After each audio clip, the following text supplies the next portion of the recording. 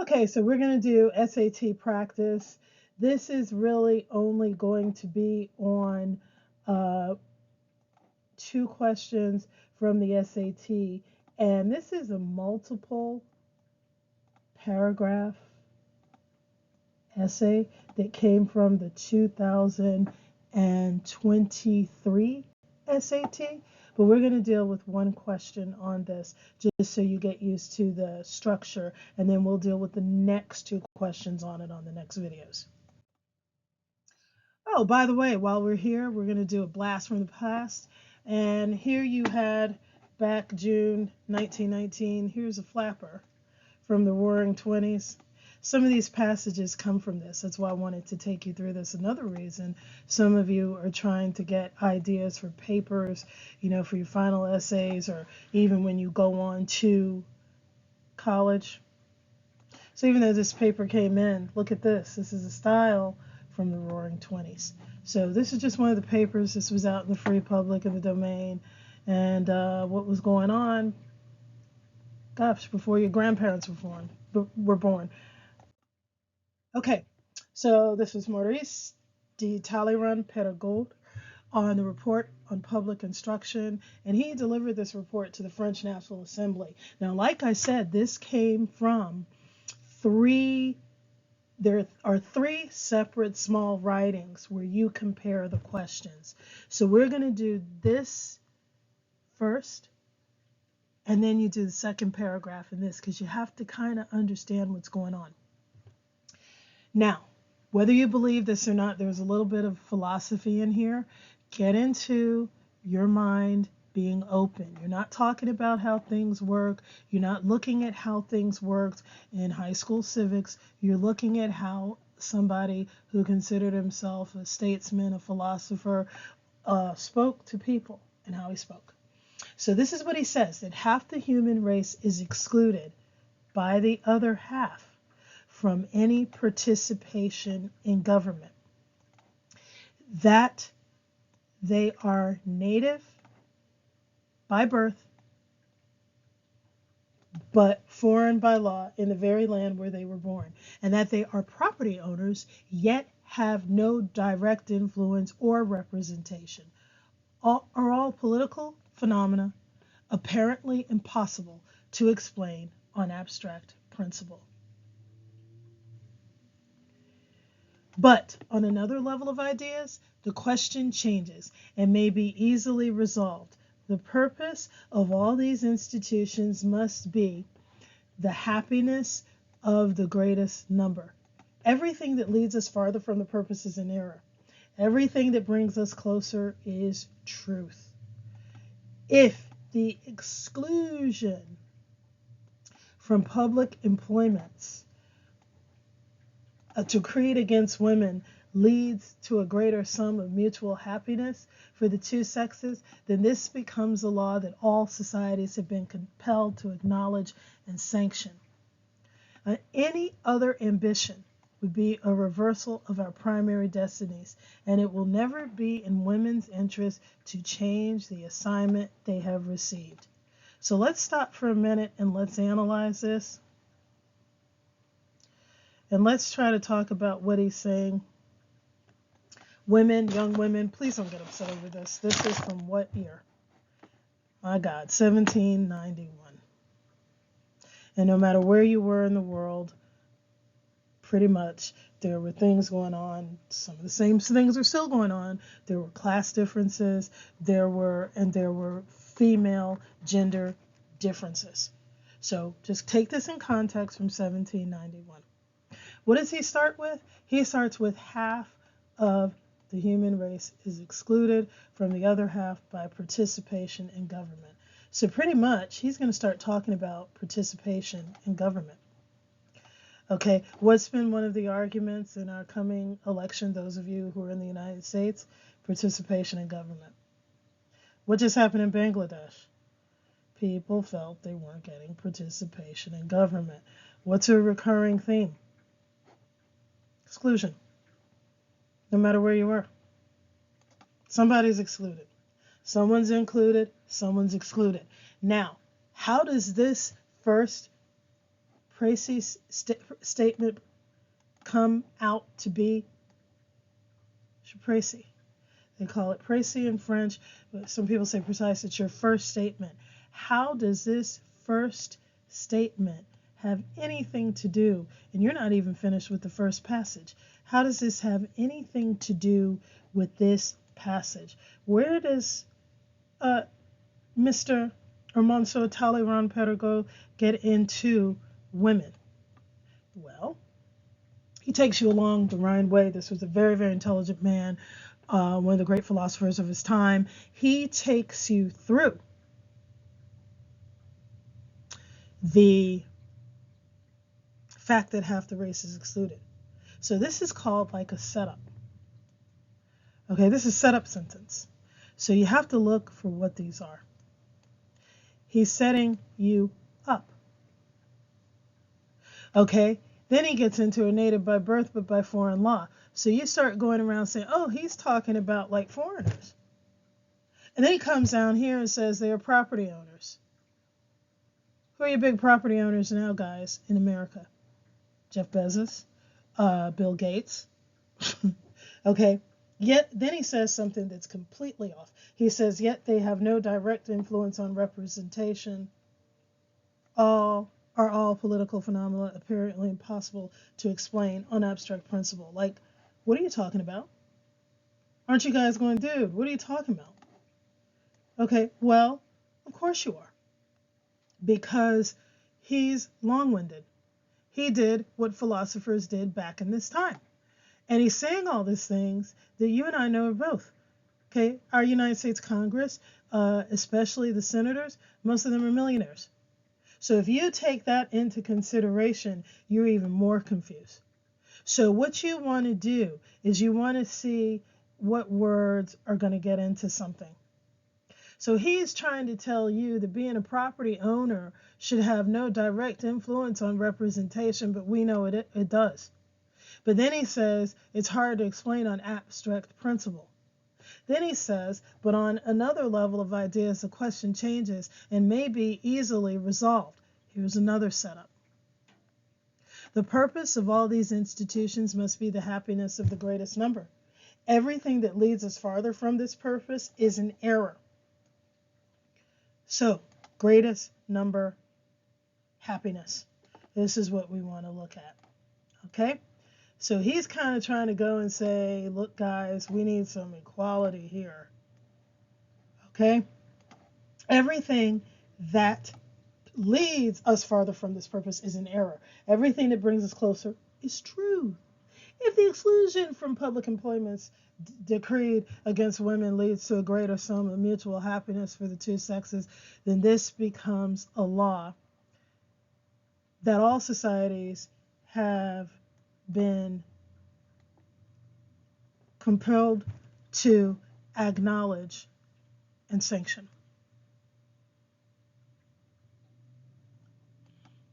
Any other ambition would be a reversal of our primary destinies, and it will never be in women's interest to change the assignment they have received.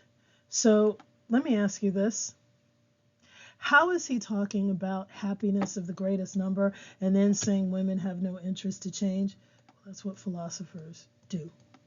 So when we get ready to look at this, we have to look and see, is he kind of like being sarcastic? Is he using satire, which is a form of sarcasm in paradoxical context? So what's he doing? So happiness for greatest number, and then he says women's interest to change.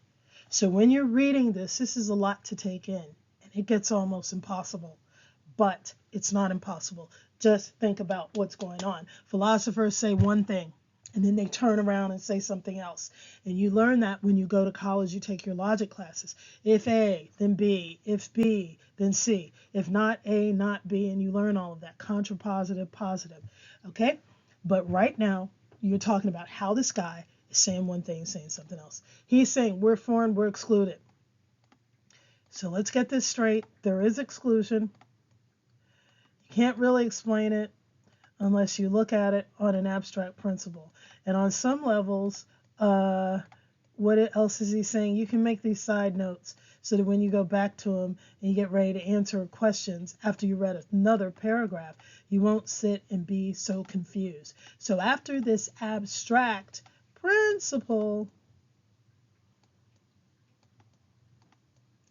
you're going to go happiness, greatest number, leads us farther from purposes of error.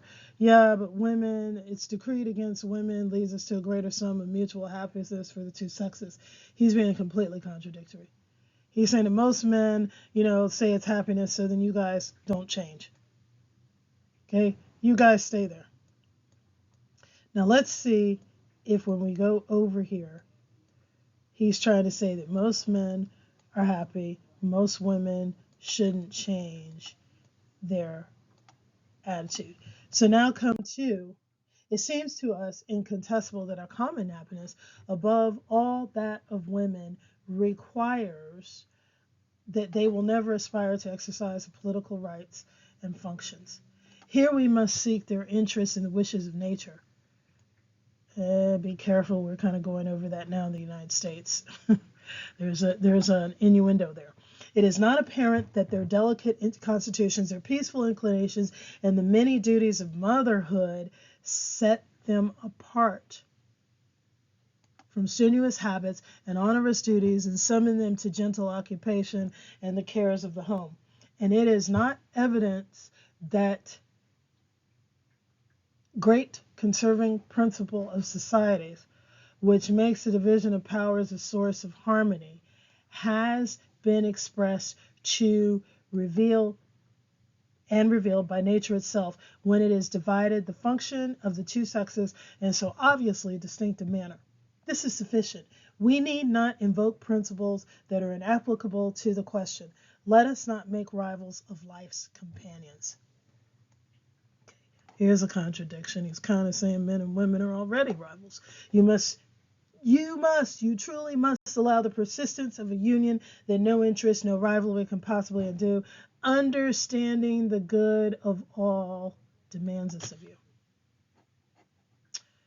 Dude, what are you talking about? Let's move on.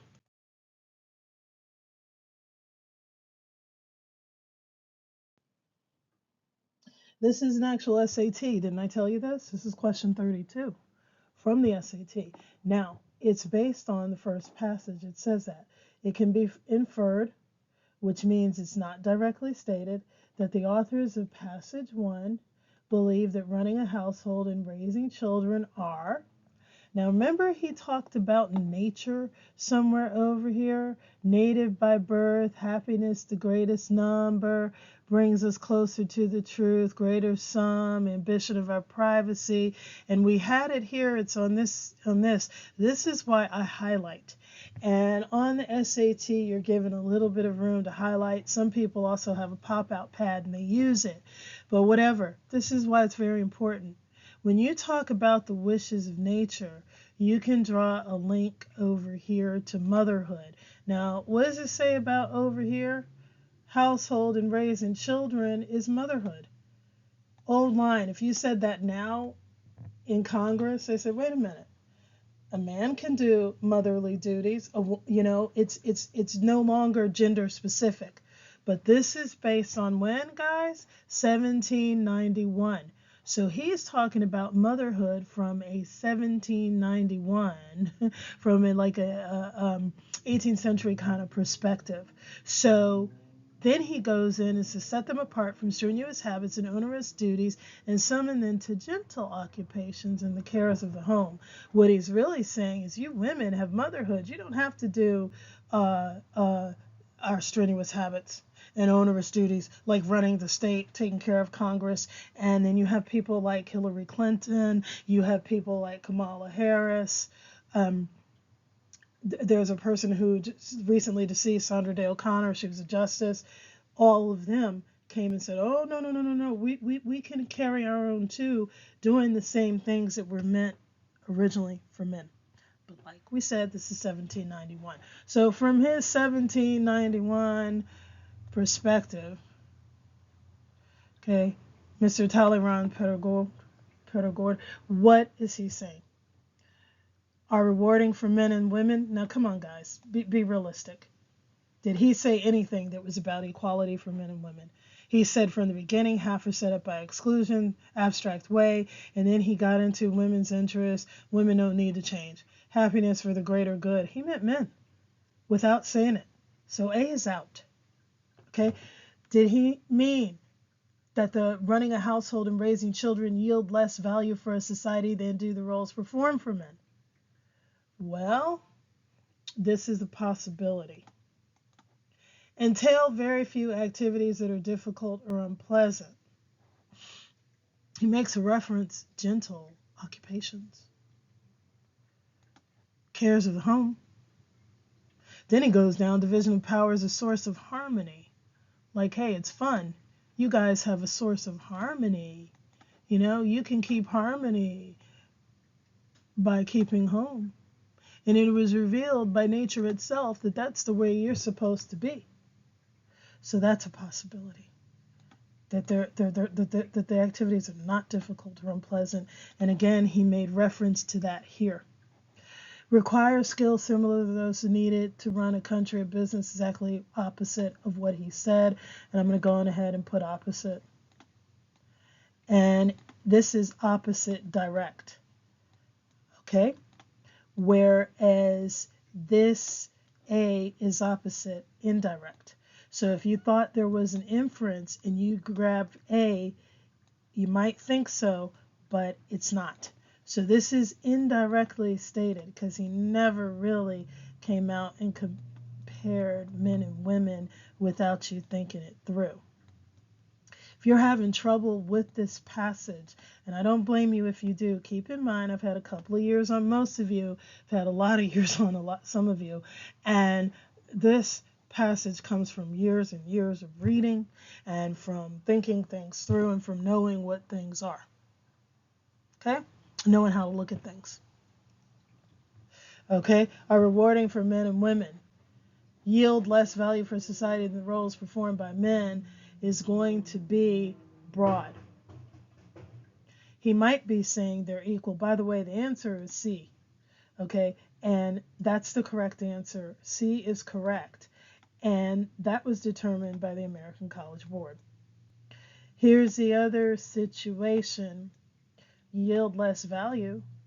He's saying women should stay in their place, not ask for, that the values are equal compared to who you are.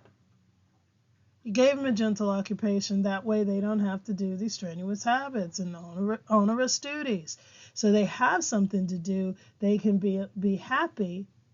So that makes, what is this word here and why is it capitalized? Societies in general. Understand that the good of all demands this of you. It's like he's lecturing you. Stay in your place. Functions of the two sexes. Distinct manner. It doesn't directly say men and women, but he means two sexes, and they're really only, I know you can get political and say there are more, but in general there are two. You make a choice, male or female. Some people are saying unigender, but in 1791 it was only a male or female, man or woman. Okay, so you're there, you see, it's correct. The hardest part of this is understanding what he's saying. Once you understand what he's saying, you can go to this and let's go over B. Yield less value. He compared the value. He compared the value way down here and he said they do this. We do the onerous hard stuff and they do the stuff that's motherhood. He didn't say it was less valuable. He kind of like said, we do the hard stuff and you do what nature says for you, be a mother. You have a womb. You have to carry our children. This is what is expected of you. This has been an argument for the last 2 centuries. So he tapped into that. So if you can see what you're doing, that's fine. If you have any questions for us, we're at jacobitslearning@gmail or kjacobits@jacobitslearning. Thank you. Have a good afternoon. Question 31. I know I did them out of order, but I want to look at in context of the article that you just read. And this illustrates my point that you don't have to do questions in order, but you do have to remember, put some kind of asterisk or some kind of star that says, that hey, I have to go back to it. Or what I do is, since you're in Notepad, let's pretend this is a Notepad. I'll go section, and this came from, that looks like a 5. So in your case, I'm going to write SEC. I'll go section 1, and SAT calls them modules, but I'll go section 1 and I'll go 31. And that means I have to go back to that section. This was actually from module 1, is what they call them. And then I'll go back and ask, but in context of this question, which is exactly why you don't need to go back. What do you think common means? And here I put it in red, but you're not going to have that on the SAT unless you highlight it. But I put it here, and it says as used in line 21. Well, this was line 21. I don't put the lines out. We're not supposed to really, duplicate this, but it seems to us incontestable that our common happiness, above all that of women, requires that they never aspire to the exercise of political rights and functions. So they mean coarse hair, like hard. Coarse is hard. That's how you describe hair structure. Do they mean similar, is incontestable, or similar happiness above all of that of women? So common, and then women, and then how you talk about them later when you talk about motherhood and this. Come on, do they really mean that you're going to share with women? Okay, so common means our common happiness above all that of women. This common is referring to men.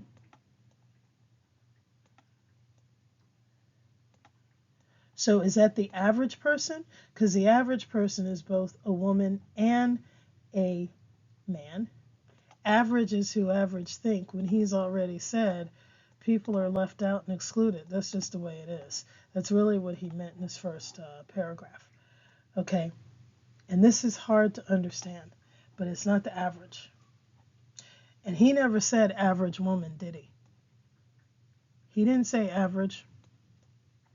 He didn't say average woman or average man.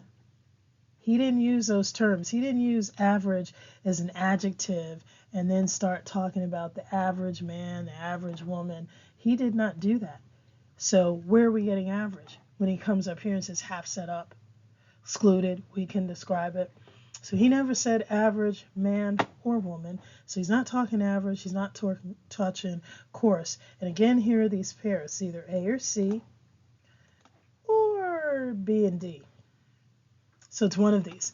So let's go back and read this. It seems to us incontestable that our shared happiness, above all of that of women, requires that they never aspire to the exercise of political rights and functions. That's a possibility. He did not mean sharing with men and women. He means to specifically replace this word. You need a synonym here.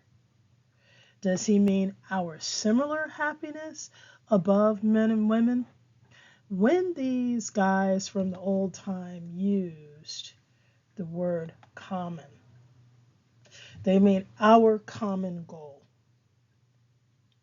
Our common goal is to feed the hungry. Our common goal means we're sharing a goal together for this time. We're not sharing our space anywhere else. So you could say our similar goal, but similar means like. And so that's wrong.